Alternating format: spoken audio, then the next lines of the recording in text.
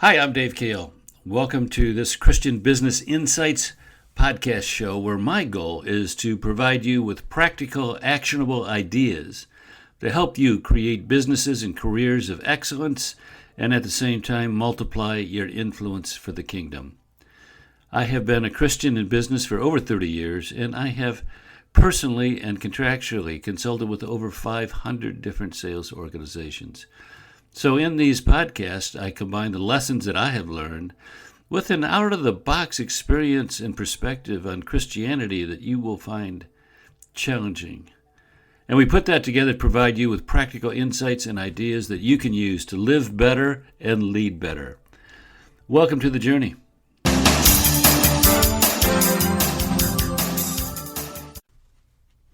Hi, this is Dave. You know, in these Christian Business Insight podcast, we try to do three different categories of podcasts. One is how to have a greater impact in the marketplace, greater impact for the kingdom in the marketplace. That's the primary focus of the podcast show. But we also talk about spiritual development, personal spiritual development, and also best practices from the world about how to build a profitable, successful sales territory or profession or business. And in today's podcast, we're going to look at the third category, which is best practices from the world at large. So in your organization, which comes first, the systems or the people?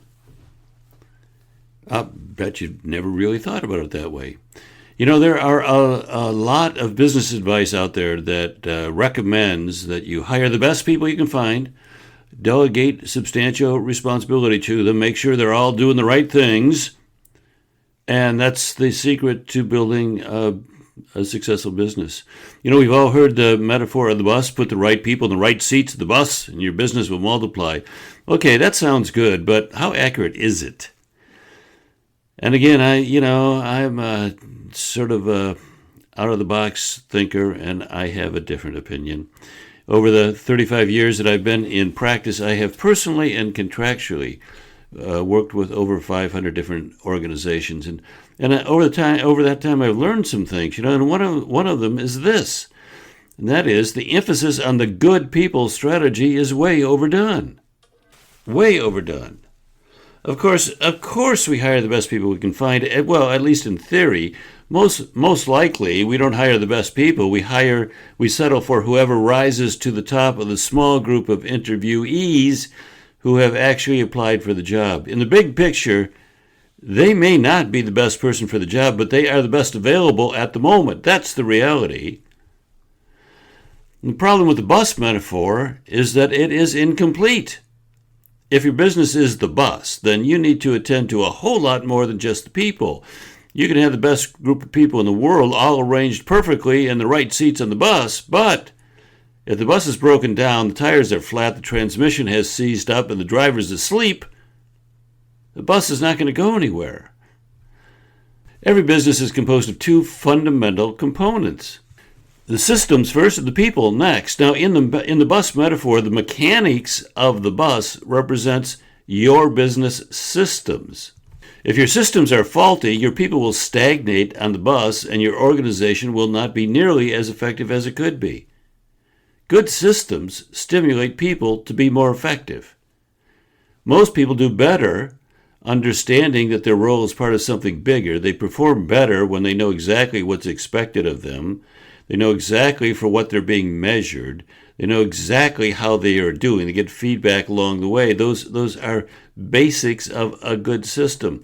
A good system steps into that gap and provides exactly that. Good systems have precise job descriptions, a background of how this particular job fits into the big picture. Good systems regularly measure the important behaviors and provide that information to the people concerned. And good systems provide regular feedback. Under those conditions, everyone does better. But there's more. Good systems allow you to make better hiring decisions. Here's how it works. When your job description is vague and general, you need a higher level person to make it work.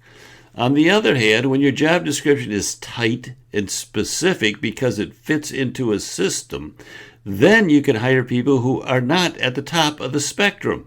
The pool of potential employees is larger when you have tightly described each job. Think, for example, of McDonald's. They don't hire a group of executives, put them in a store, and tell them, you guys figure it out. No, instead they have precise, well-defined systems, such that even entry-level teenagers can be productive in them.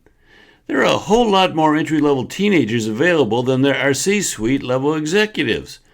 So a well-designed system, tightly defined job descriptions, make it easier to fill those job descriptions.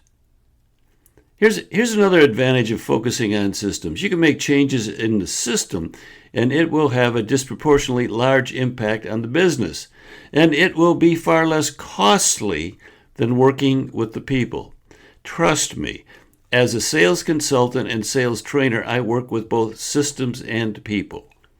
And while it is fulfilling to help a salesperson move from a 7 to a 9 on a 0 to 10 scale, that's fulfilling, feels good, but it is far more effective to make some tweaks in the system and then see everyone become more productive as a result.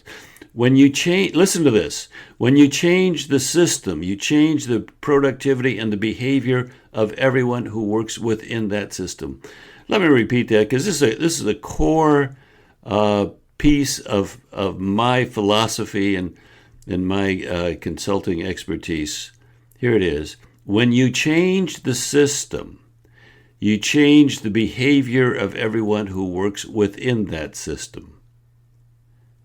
Now, in my career, I've made a huge impact on organizations by tweaking the systems without actually ever meeting the people. And while there are lots of pieces to a system, here's an example. Let's say the sales compensation plan. Okay, this is how you decide to pay the salespeople. Now, when you change the plan and you reward salespeople for doing exactly what you want them to do, amazingly, they will do it.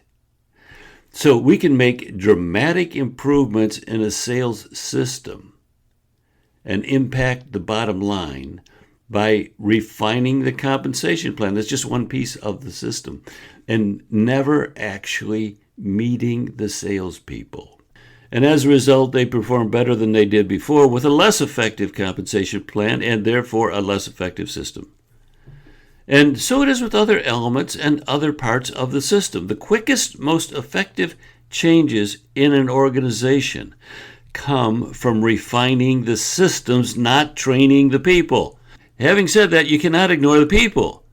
And as a sales trainer, I'm always gratified to see a light go on in someone's head and the resulting changes in behavior that stimulates radical increases in productivity. I mean, that's, again, as a trainer, that's very fulfilling. As a consultant, I'm here to tell you, changes in the system are far more cost effective when you want to make changes in the productivity of a team. So, first the systems, and then the people. Okay? Hey, before I go, let me just encourage you to check out my Substack page. Eventually, I'm going to have all my content. That's all my podcasts, all my blog posts, all my articles, all my videos. Eventually, everything will be available there in one place, and it's all free. So we're working on populating that, but I'm posting articles and podcasts weekly. So I'll put a link in the show notes. Please check it out. Again, it's free. All my content, eventually free. Okay, that's it. We're done. Bye-bye.